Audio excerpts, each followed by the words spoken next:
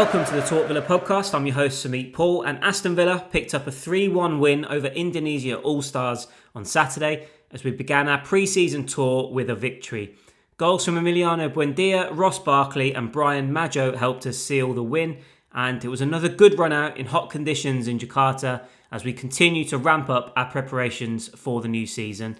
Now, as with every pre-season game, there is plenty to discuss. This is the first of 3 outings on our tour, and I think Unai Emery will be pleased with what he saw from his players as he managed to share minutes across the entire squad to ensure fitness levels continue to improve. Now, there's no doubt for me that there'll be heavy rotation, given there's just a couple more days now until our next outing against BG Pathum United in Thailand. We play 3 games in the space of 7 days, and with more intensive training sessions, I think we're now in the critical period of our summer as we move closer to the start of the season. I would also love to see Boubacar Kamara and Tammy Abraham feature next week as they continue to recover from their respective injuries. And there's obviously the possibility as well that more of our World Cup stars will join up with the group, and things will continue to ramp up ahead of our trip to Salzburg to face Paris Saint-Germain for the UEFA Super Cup on August 12th. Interesting comments from Emery after the game. He said, "I am really optimistic how we are building the team, how we are with a lot of changes, how we are as well responding every day. I want to tell all of our supporters we are coming back again with a new spirit, a new chapter we will do this year. Really, I am excited." So that's promising, that's optimistic, that's just encouraging to hear Emery speak that way. I think there are a number of fans who are probably a little bit apprehensive and concerned with the level of changes that we've seen, not only in terms of transfers, incomings and outgoings, but there's been changes to the coaching staff, the medical staff.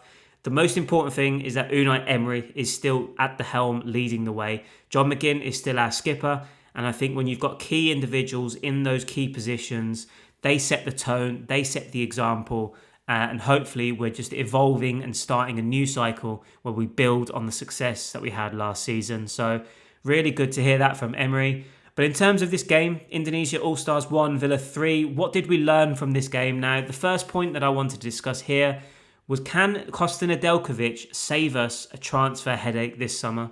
Now, it seems to be a bit of a perennial topic over the past few summers as Nedeljkovic joins up with the Villa squad for pre-season. Invariably, he impresses, and then there's question marks that remain over his future at the club. Now, for me personally, after his latest loan stint at RB Leipzig last season, I really did feel as though there was a sense that his time as a Villa player was done. But here we are again in a familiar situation. He's playing significant minutes in our preparation for a new campaign. Now, some fans, and most pertinently Emery himself, seemingly remain unconvinced by Nedeljkovic. But I think he's once again building a case in favour of being promoted to being Matty Cash's deputy this year. Now, I will admit that his defensive work still needs improvement, but I think that comes with experience and playing time, as well as the guidance of elite coaching from the likes of Emery and his assistants. He's still only 20 years of age, he's still learning his craft, and I think they can massively help him take a leap in that department. But I think looking at the positives is that he has the ability to provide us with stability and a calmness in possession in deep areas in that right back position.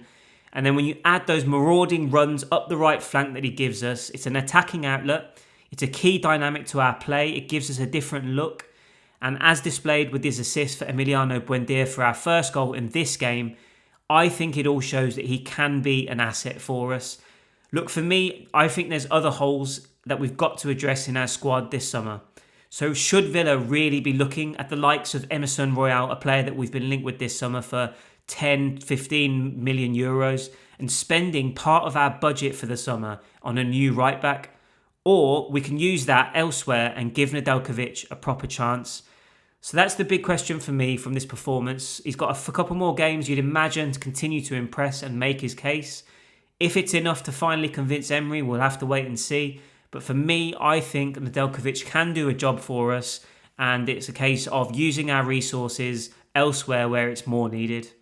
On to the second point, and that is Garnacho, McGinn and Lindelof all come into the starting lineup. Now, it was a real boost for our preparations for this upcoming season that we got McGinn and Lindelof rejoining the group after their extended breaks following the World Cup. I think it was great to see the experienced stalwarts come straight back into the lineup, get valuable minutes, work on their own fitness levels and get back up to speed. And I think their presence and quality was clear to see in terms of making the difference and helping to raise the game of the entire team. So really, really happy to see those two back. And it was, of course, our first look at Alejandro Garnacho in a Villa shirt. And I think there will be positives to take from this performance as he looks to find his best football and play consistently well.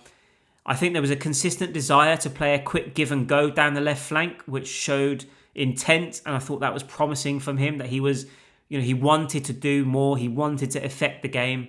But I think as he continues to navigate through this adaptation process, he's still building a rapport and an understanding with his teammates. I don't think they're on quite the same wavelength just yet, because when he did try and play those give and goes, the ball didn't get back to him and he was kind of left a little bit frustrated that he wasn't getting the ball back after making the run off the defender.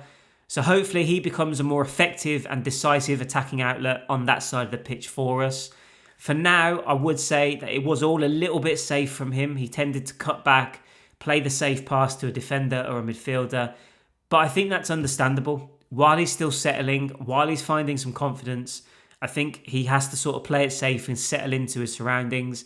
But he'll know more than anyone that we've signed him to do much, much more than that. And hopefully we start to see that over the course of pre-season. Now, two other players who did impress me were Joao Gomes and Alysson. And I know it's still early days, but I think there's real promise being shown by Joao Gomes in terms of the influence that he is potentially capable of having in our midfield moving forward. Now, he seems like a very unassuming, humble, quiet guy off the pitch. But on it, he's very much a combative figure. He's tenacious in his tackles. He adds a physical presence in that area of the pitch. And I think with his pressure and his intensity, he's going to be a nightmare for opposition midfielders in terms of not giving them time or space on the ball to impact the game. But on top of that, I think he has actually shown composure and technical quality in possession as well.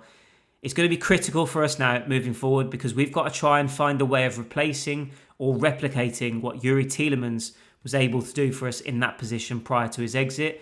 It's not going to be the same. For me personally, Tielemans was just on a different level, and in terms of intelligence, positioning, awareness, just all of those facets of the game, I think he's just on a different level, and that's why he was so good for us in that role.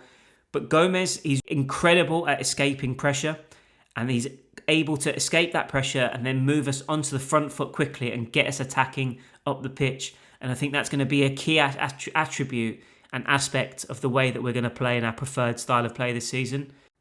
As for Alysson, I think it was a brief outing for him in the end. He came on at half-time and then made way with about 15 minutes or so to go. I don't believe it's injury related. I think it's maybe just easing him and managing his minutes after he had a knock against Warsaw, but also trying to get Bradley Burrows to come on and have a part to play in the game as well. He was the only player left on the bench, I believe, unless there was a goalkeeper as well, actually.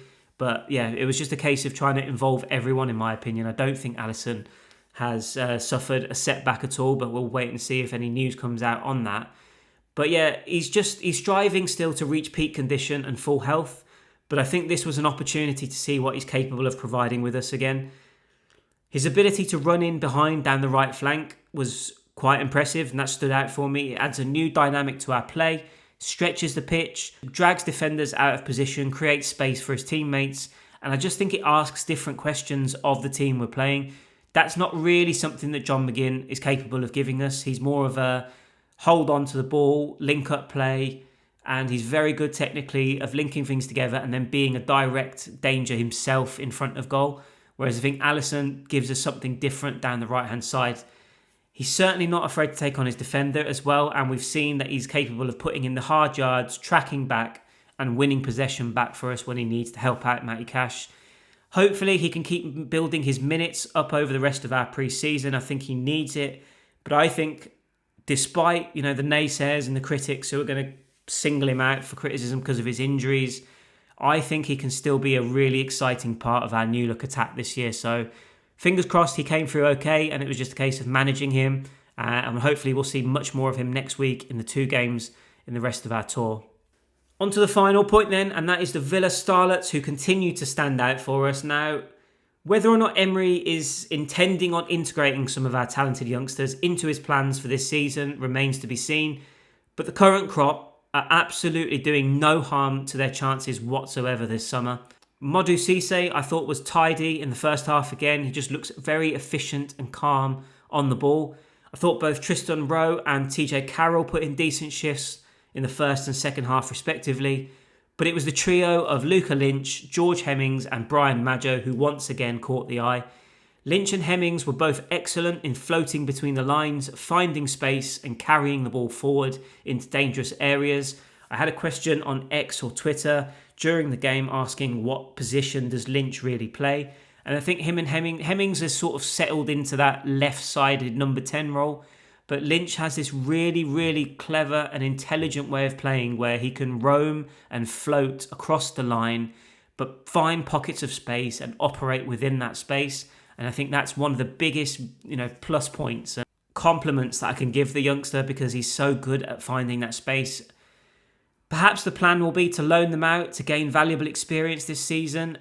But that group in particular are making a really strong case to be part of the squad this year, to give us crucial depth to be able to compete across multiple competitions again. So really impressed with some of our youngsters once again in this game. What were your key talking points and takeaways from our pre-season game with the Indonesia All Stars? Would you roll with Nedeljkovic this season? What did you make of Garnacho, Gomes, Alysson and our youngsters? Let me know your thoughts. If you're listening on YouTube, you can leave your answers below. For those listening to the pod via Apple Podcasts, Spotify or other means, please head over to talkvilla.substack.com and get involved in the conversation over there. You can also follow me across social media and all of the relevant links will be in the description of this podcast. So that's a wrap on this episode of the Talk Villa podcast. A big thank you as always for taking the time to have a quick listen. Please do subscribe to the pod or channel depending on where you're listening. So that's either on Apple Podcasts, Spotify, YouTube or wherever else you get your podcasts from. Please give the episode a like or leave a positive review if you've enjoyed it. As I always say, it does really help to grow the channel, and the more I grow the channel, the more content I'll be posting. But there will be plenty more content over the summer anyway, as there will no doubt be more transfer speculation coming up in the coming weeks and preparation for the new campaign with many more pre-season games still to come. Sign up to the Talk Villa Plus newsletter on Substack for ad-free Villa news, opinions and analysis, all of which will be delivered directly to your inbox. And there is also an option of a paid subscription for bonus content. All the details will be in the description of this podcast, but for more, please go to talkvilla.substack.com and subscribe. So our pre-season tour is up and running with a win. It's on to Thailand next as we face BG Pathum United on Tuesday, and it's hoped that we continue to avoid any injury concerns. Everyone is able to get minutes to keep improving their fitness levels, and hopefully we'll see more familiar faces join up with the group in the coming days to fill out the squad. I'll be back in midweek to go through our next game and perhaps any more transfer news that drops between now and then. But enjoy the rest of your weekend, villains, and as always, up the Villa.